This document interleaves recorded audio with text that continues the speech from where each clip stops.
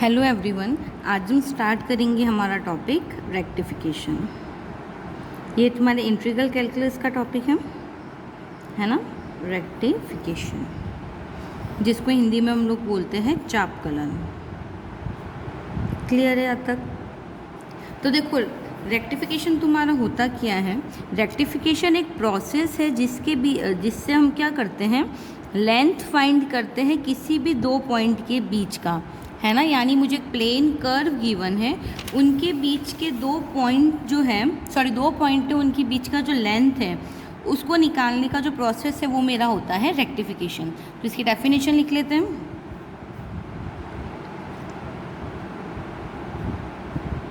तो देखो, इसकी डेफिनेशन क्या हो जाती है रेक्टिफिकेशन की, that the process of finding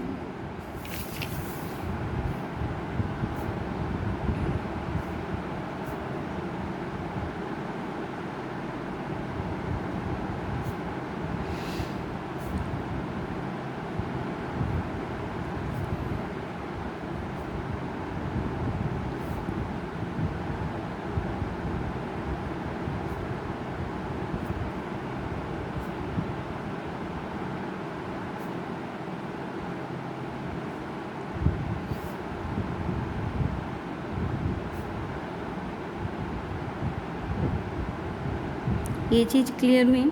अब देखो, रेक्टिफिकेशन क्या होता है। रेक्टिफिकेशन निकालने के हमारे पास बहुत सारे फॉर्मूलाज हैं अलग अलग कंडीशंस के लिए, है ना। जैसे अगर मुझे निकालना है लेंथ ऑफ आर्क, यानी वही रेक्टिफिकेशन हो गया, प्रोसेस है मेरा लेंथ निकालने का। तो अगर मुझे लेंथ ऑफ आर्क निकालना है तो देखो, तुम्हारे पास चार टाइप की इक्वेशन होगी। एक हो जाएगी कार्टेशियन, फिर हो जाएगी तुम्हारी पोलर, पैरामेट्रियल और पैडल। तो सबके लिए तुम्हारे क्या है, अलग अलग फॉर्मूलाज होंगे, तो उनके बारे में भी डिस्कस करते हैं।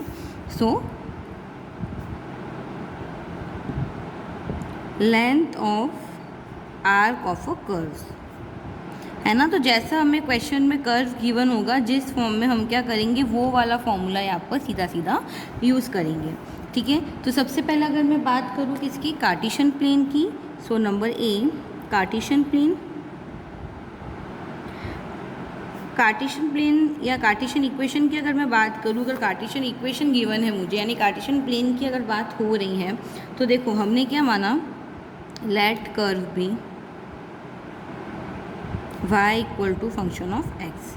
कर्व देखो मेरा किस फॉर्म में होगा, y equal to function of x के फॉर्म में होगा, और मुझे लेंथ निकालनी है between point a and b। ये क्या है, a और b दो पॉइंट होंगे इसी कर्व पे, है ना, having points a and b, so its length will be, तो देखो कर्व मुझे क्या है, y function of x given है, उस पर कोई दो पॉइंट है a और b, तो इनके बीच की जो लेंथ है वो मेरी क्या हो जाएगी, वो देखो वो जाएगी s इंटीग्रेशन a से b under root 1 plus dy by dx square dx। Clear है यहाँ तक? s जहाँ पे मेरा क्या रिप्रेजेंट करेगा, डिस्टेंस रिप्रेजेंट करेगा, ठीक है।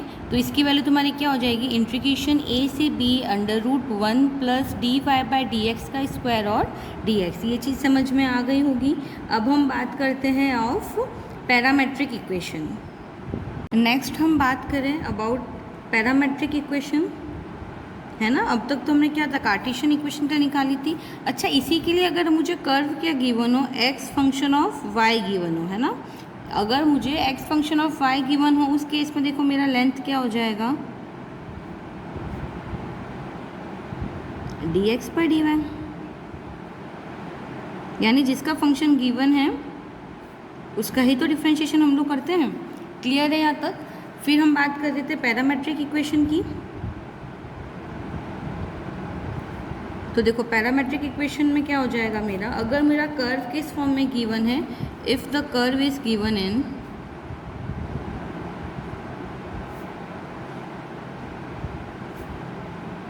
फॉर्म, किस फॉर्म में गिवन है, x equal to function of t and y equal to function of t, तो then t equal to t1 and t equal to t2 वाले बिंदु, then at a point distance will be या फिर length will be, यानी देखो curve मुझे किस form में गिवन है, x equal to function of t, y equal to function of t, ठीक है। तो किसी भी पॉइंट पे मैंने माना t इक्वल टू t1 और t इक्वल टू t2, इन पॉइंट के बीच का जो डिस्टेंस है वो हम कैसे निकालेंगे, तो देखो उसके लिए मेरा s हो जाएगा इंटीग्रेशन लिमिट t1 से t2 under root dx by D T square plus dy by D T square and dt। ये चीज़ क्लियर हुई कि पैरामेट्रिक इक्वेशन में हमारा क्या हो जाएगा, दो कर्व होंगे मुझे x और y के गिवन होंगे as a function of t, तो उसका जो तुम्हारा लेंथ निकालने का फॉर्मूला है वो क्या हो जाएगा, s equal to integration t1 से t2 under root dx by D T square plus dy by D T square और dt। यहाँ तक बात क्लियर हुई। अब हम बात करते हैं अबाउट पोलर इक्वेशन।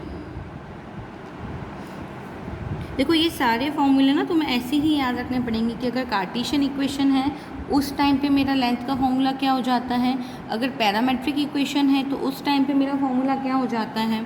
अब देखो पोलर इक्वेशन गिवन है, यानी पोलर इक्वेशन क्या होगा, कर्व तुम्हारा किस फॉर्म में हो जाएगा पोलर इक्वेशन के लिए, तो तुम्हारा जो कर्व होता है पोलर इक्वेशन में वो जाता है in a form of r equal to function of theta. ये तो तुम्हारी पोलर इक्वेशन होती है f equal to R theta. तो इनके बीच का कोई एंगल है अल्फा और बीटा, तो उनके बीच की लेंथ देखो लिख लेते हैं, then point, then length of a point having vector angle. देखो पोलर इक्वेशन की बात करें तो एंगल आ जाएगा, यानी दो पॉइंट पे तुम्हारा एंगल है अल्फा और बीटा, तो उन दोनों पॉइंट के बीच का डिस्टेंस कैसे निकालोगे, तो ये हो जाएगा तुम्हारा s इंटीग्रेशन अल्फा से beta under root R square plus D R by D theta का square and d theta. Clear है यहाँ तक कि तुम्हारा क्या हो जाएगा, इंटीग्रेशन लिमिट अल्फा से beta under root R square plus D R by D theta square D theta. अच्छा यही अगर कर्व तुम्हारा किस फॉर्म में हो, theta equal to function of R, इस केस में तुम्हारा क्या हो जाएगा, दो पॉइंट हो जाएंगे r1 r2, उनके बीच का जो डिस्टेंस है वो कैसे निकालोगे, अब इंटीग्रेशन r1 से r2 under root R square D theta by D R square plus 1 D R. ये चीज़ समझ में आई कि अगर तुम्हारा क्या है, जो तुम्हारा कर्व है वो किस फॉर्म में गिवन है, r equal to function of theta, इस केस में लेंथ कैसे निकालोगे तुम, s इक्वल टू अल्फा से beta under root R square plus D R by D theta square D theta. और यही अगर जो तुम्हारा कर्व है वो किस फॉर्म में गिवन है, theta equal to function of r, तो इस केस में हम क्या करते हैं, s इक्वल टू लेते हैं लिमिट r1 से r2, r1 r2 तुम्हारे क्या होंगे, इस कर्व पे दो पॉइंट होंगे जिसके बीच का मुझे डिस्टेंस फाइंड करना है। क्लियर है यहाँ तक। तो फॉर्मूला तुम्हारा हो जाता है इंटीग्रेशन r1 से r2 under root R square D theta by D R square plus 1 D R. ठीक है, लास्ट तुम्हारी इक्वेशन किस फॉर्म में और बनती है, वो होती है तुम्हारा पेडल इक्वेशन। ठीक है, देखो हमें ऑलरेडी पता है पेडल इक्वेशन होती क्या है हमारी, हमने पढ़ा था कि पेडल इक्वेशन क्या होती है, जो इक्वेशन P और R के बीच का रिलेशन बताती है वो सारी ही इक्वेशंस मेरी क्या हो जाती हैं, पेडल इक्वेशंस हो जाती हैं। यहाँ तक बात क्लियर हुई। तो देखो पेडल इक्वेशन में मैंने माना if curve is given in a form of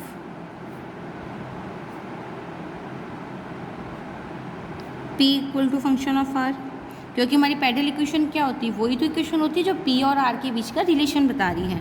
तो मैंने एक कर्व मान लिया p equal to function of r, तो इसके क्या हो जाएंगे, दो पॉइंट हो जाएंगे r1 r2, तो उनके बीच का जो डिस्टेंस है यानी जो उस आर्क की जो लेंथ है वो मैं कैसे रिप्रेजेंट करूँगी, कैसे फाइंड आउट कर लूँगी, तो ये हो जाएगा r1 से r2 r D R upon under root R square minus P square. Clear है यहाँ तक। क्या फॉर्मूला हो जाएगा तुम्हारा, S equal to integration R1 से R2 R d R upon under root R square minus P square. So देखो हमें चारों ही इक्वेशंस के लिए फॉर्मूला मिल गए। ये हमारा कार्टेशियन इक्वेशन होगा तब यूज़ करेंगे, ये हम कब यूज़ करेंगे जब मेरे पास पैरामेट्रिक इक्वेशन होगा। ये वाला फॉर्मूला हम कब यूज़ करेंगे जब मेरे पास पोलर इक्वेशन होगा, और ये वाला हो जाएगा मेरा पैडल इक्वेशन के लिए। तो ये बेसिक फॉर्मूला सभी को समझ में आ गए होंगे। अब हम देखते हैं हमारी इंसेंट्रिक इक्वेशन होती क्या है ना। तो हेडिंग डाल लो इंसेंट्रिक इक्वेशन।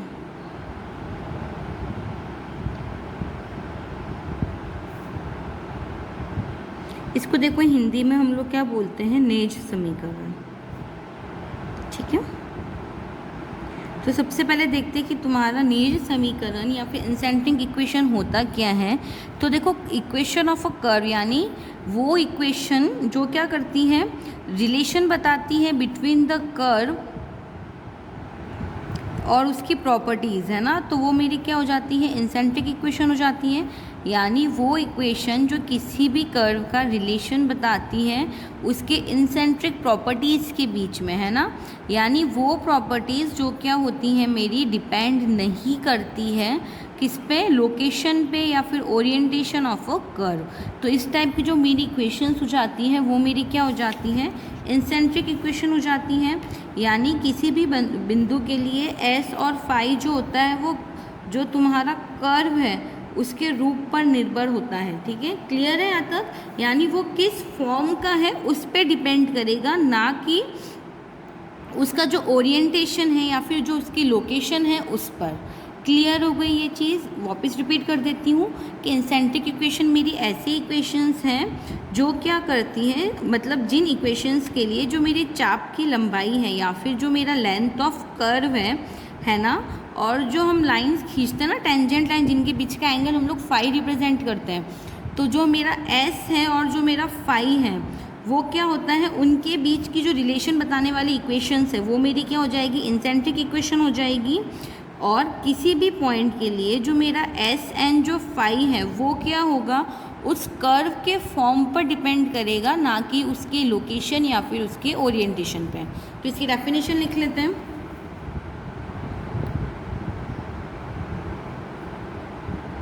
तो देखो इसकी डेफिनेशन मेरी क्या हो जाती है, intrinsic equation of a curve is an equation that define the curve using a relation between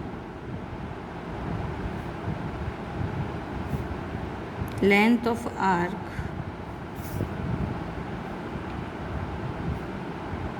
S and angle between drawn tangent line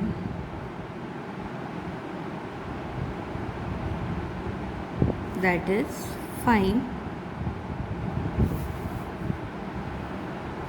and for any point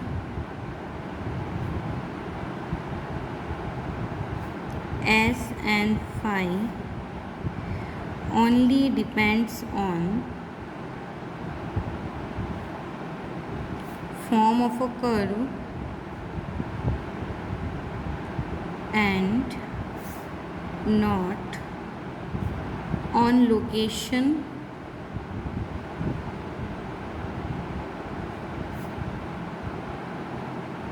possibly the orientation of the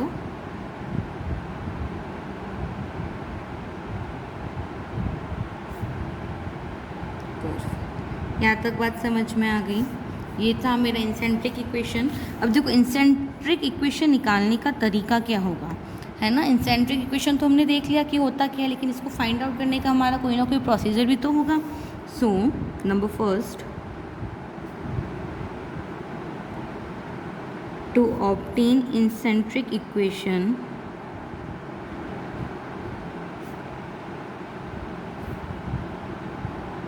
from a cartesian plane. अगर क्या है, मुझे एक cartesian plane में cartesian equation given होगी, है ना, यानी अगर कार्टेशियन इक्वेशन गिवन है तो इस केस में तुम इंसेंट्रिक इक्वेशन देखो कैसे निकालते हो। तो इसको निकालने का तुम्हारा तरीका है, सबसे पहले तो हम क्या करें, इसका एस निकाल लें।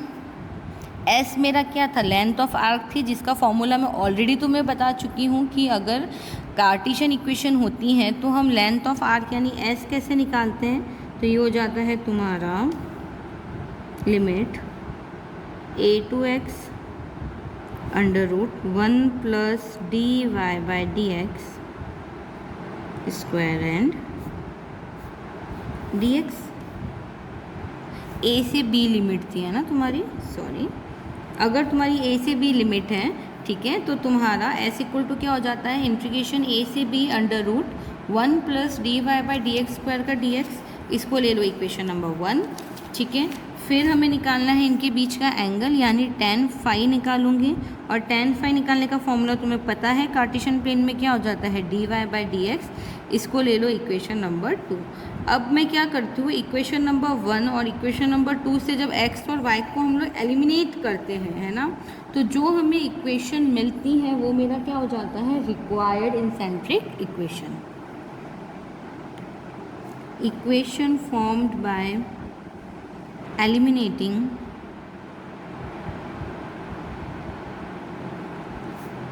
x and y from equation number 1 and 2, we get required eccentric equation। यहाँ तक बात समझ में आ गई। क्या बोल रहा है कि अगर तुमने एक बार s निकाल लिया कार्टेशियन इक्वेशन के लिए, उसके बीच का एंगल निकाल लिया, तो इन दोनों के बीच में जो रिलेशन बनाओगे, कैसे बनाओगे, bye eliminating x and y। तो जो तुम्हें इक्वेशन मिलेगी वही तुम्हारी क्या है, रिक्वायर्ड इंसेंट्रिक इक्वेशन होगी। यहाँ तक बात समझ में आई। फिर हम बात करते हैं इंसेंट्रिक equation from a polar equation. ये तो कार्टेशियन इक्वेशन की बात हुई, अब हम किस पर निकालेंगे, पोलर इक्वेशन के लिए निकालेंगे। So being to obtain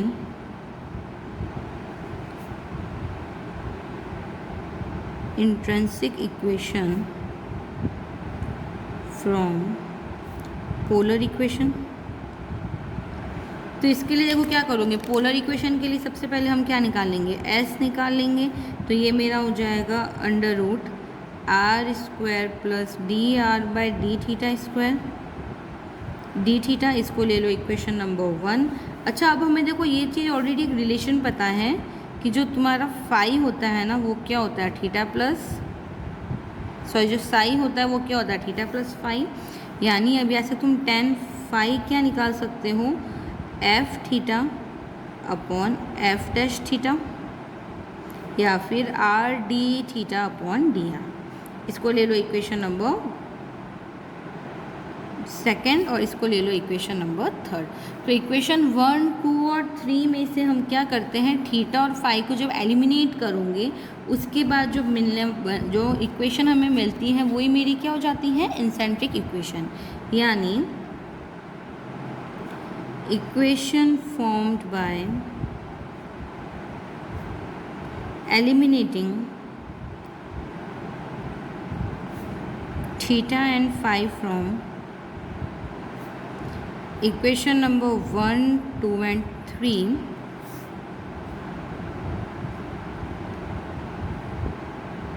we get required eccentric equation। तो ये चीज़ समझ में आ गई कि अगर हमारा कार्टेशियन फॉर्म होगा तब हमें इंसेंट्रिक इक्वेशन कैसे फाइंड आउट करनी है, और अगर हमारा पोलर इक्वेशन होगा तब हमें कैसे फाइंड करनी है। ठीक है, यहाँ तक सभी को समझ में आ गया होगा। अब हम देखते हैं length of arc of an evolutes, यानी केंद्रजक के चाप की लंबाई। देखो इसकी जो डेफिनेशन है ना, वो तुम्हारी सीधा एग्जाम में आती है 2 मार्क्स के लिए, है ना। तो इनकी तुम्हें स्टैंडर्ड जो डेफिनेशंस है उनको याद करना पड़ेगा। तो लिख लो length of arc of an evolute. तो ये देखो तुम्हारा क्या हो जाता है कि जो डिफरेंस बिटवीन जो रेडियस ऑफ कर्वेचर है, यानी जो अगर तुम्हारे 2 पॉइंट है कर्व के, है ना, उनके बीच का जो डिफरेंस है किनका, रेडियस ऑफ कर्वेचर का, अगर वो तुम्हारा सॉरी कि किसी भी जो अगर तुम्हारा देखो एक कर्व है उसके दो पॉइंट हैं, उनके जो रेडियस ऑफ कर्वेचर का डिफरेंस है वो तुम्हारा क्या हो जाता है, इक्वल हो जाता है to the length of arc of an evolutes. यानी रेडियस ऑफ कर्वेचर के बीच का डिफरेंस ही तुम्हारा क्या होता है, length of arc of an evolutes. Clear है यहाँ तक? तो इसकी डेफिनेशन भी देखो यही हो जाएगी कि the difference between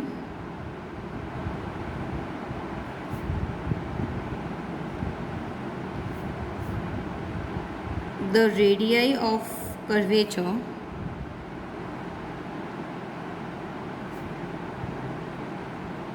at any two point of a curve, radii of curvature निकालने का फॉर्मूला हम ऑलरेडी पढ़ चुके हैं चारों ही फॉर्म के लिए, चाहे वो मेरा कार्टेशियन फॉर्म हो या फिर पोलर फॉर्म हो, पैरामेट्रिक फॉर्म हो या फिर तुम्हारा पैडल इक्वेशंस हो। इन चारों के लिए हम क्या ऑलरेडी रेडियस ऑफ कर्वेचर निकालना तो जानते ही हैं, इसकी पूरी एक वीडियो मैंने बना रखी है। ठीक है, तो हम क्या करेंगे, रेडियस ऑफ कर्वेचर निकालेंगे जिस भी फॉर्म में अगर मुझे इक्वेशन गिवन है। फिर दोनों पॉइंट पे रेडियस ऑफ कर्वेचर निकालने के बाद हम क्या करेंगे, इनके बीच का डिफरेंस निकालेंगे, है ना। और वही जो डिफरेंस होगा मेरा क्या हो जाएगा, length of arc of evolutes हो जाएगा। ठीक है,